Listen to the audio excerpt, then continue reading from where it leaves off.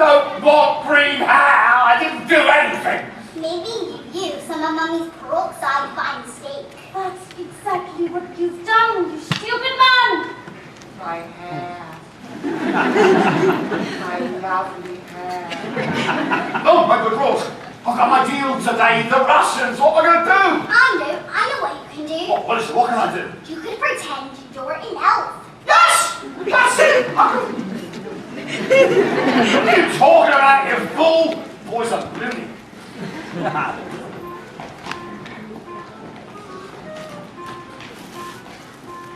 Mum, would you like to hear the story? Don't be disgusting! Come on, creep on back to that library of yours or something. The sooner you're locked up in scale, the better!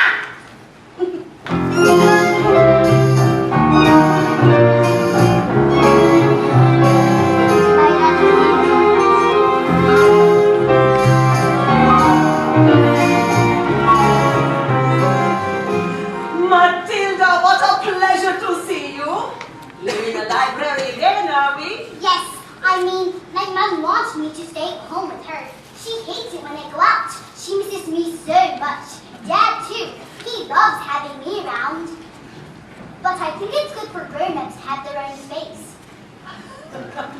Your parents must be so proud to have a girl as clever as you. And you can tell them lots of stories like you do with me.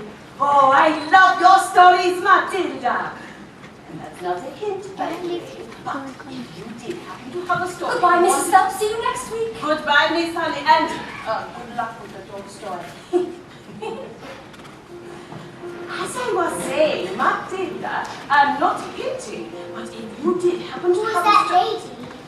That lady, that was Miss Honey. She's going to be your teacher. That lady is not. Yes, your teacher. Now look, are you going to tell me a story or not? Once upon a time.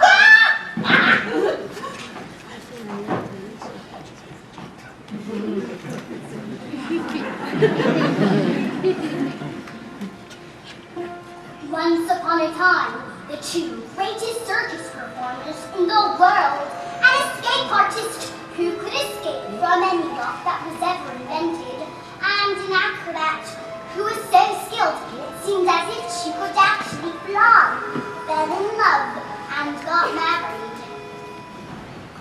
They performed some of the most incredible feats together anyone has ever seen. And people would come from miles around, kings, queens, celebrities, and astronauts. And not just to see their skill, but also to see their love for each other, which was so deep that it was said that cats would purr as they passed them, and dogs would leap with joy. They moved into a beautiful old house on the edge of town, and in the evenings they would walk and take the air, and each night the children of the town would wait in anticipation, hoping for a glimpse of the shiny white scarf that the acrobats always wore, for then they knew they had only to cry, "Tricks, tricks!" and the great performers would instantly arrive with the most spectacular show just for them. But, although they loved each other, although they were famous and everyone loved them, they were sad.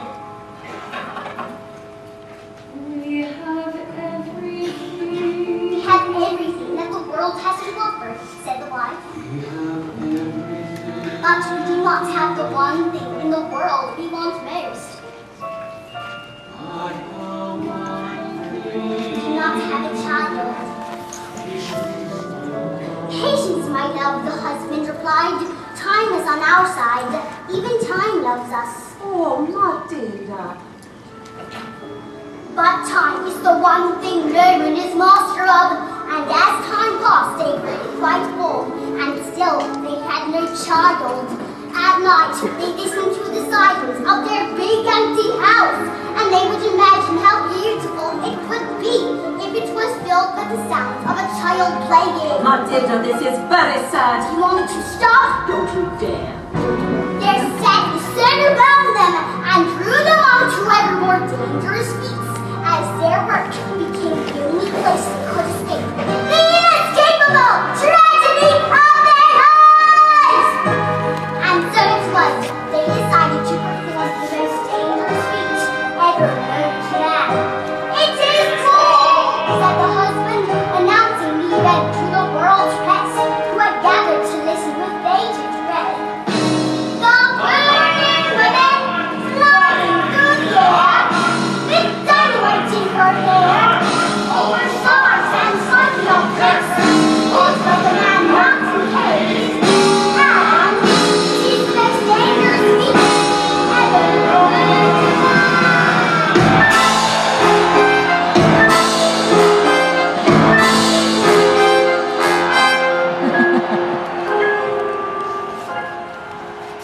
"'Tis our destiny," said his wife, smiling sadly and slipping her hand into his.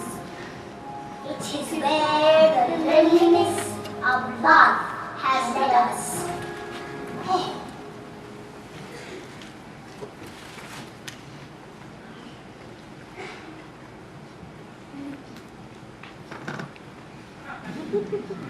Wait, what happened? I don't know. Not yet anyway. What? Isn't there some more? I mean, just a little bit. Isn't there a little bit more? Well, I suppose your mother will be waiting for you. Is she here? I'd love to meet her, actually. Maybe Thanks yourselves. I'll see you tomorrow. after your first day at school.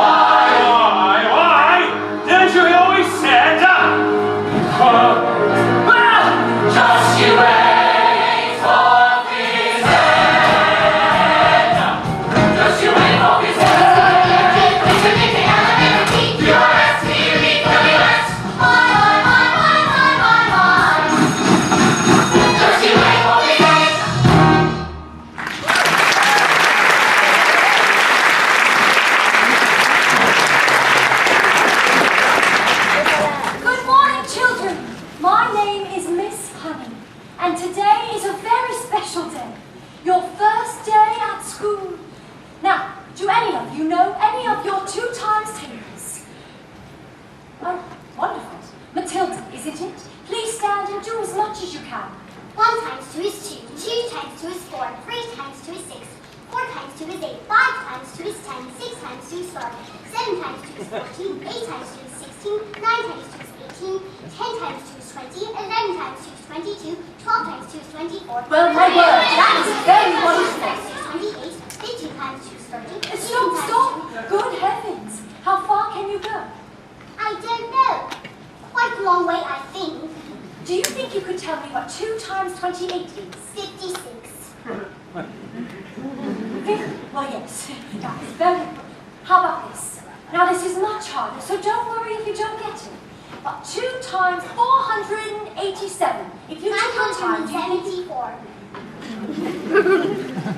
12 seconds. 84. No way! Let's leave maths for the time being and look at reading. Can anyone read this? Very well, Nigel.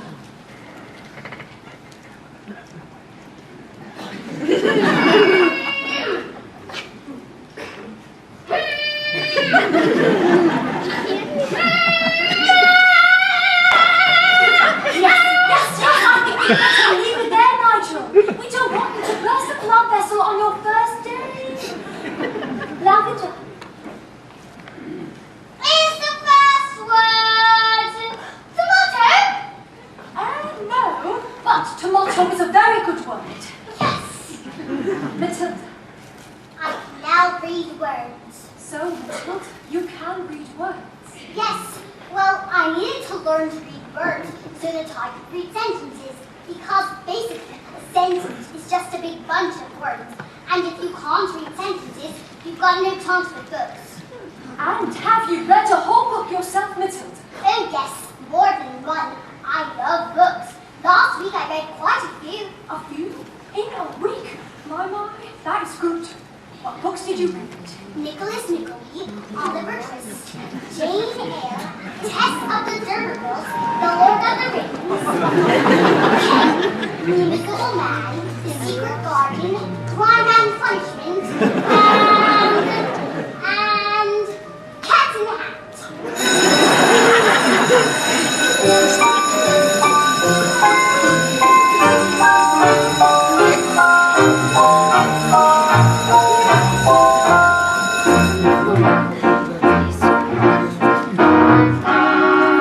Knock on the door, Johnny. Just knock on the door. Don't be pathetic.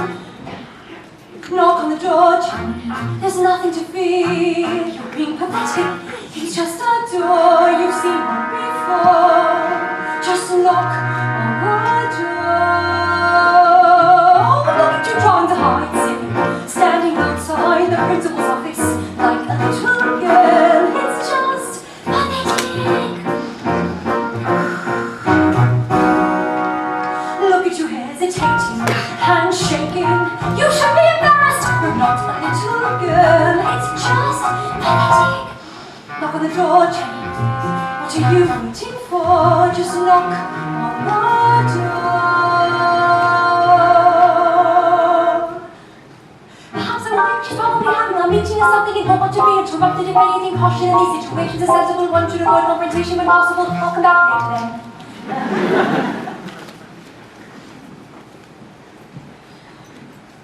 Like this little bird, this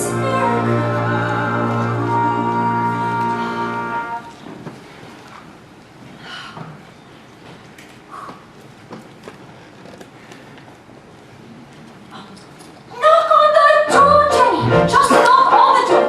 Don't be pathetic. Enter. Well, don't just stand there like a wet tissue, get on with it. Oh, well, yes, Miss Trunchbull, there is, in my closet. class, that is. There is a little girl called Matilda Wormwood. Daughter of Mr. Harry Wormwood, who owns Wormwood Motors. Excellent man. Told me to watch out for the brat, though, since she's a real wart. Oh no, headmistress. I don't think Matilda is that kind of child at all.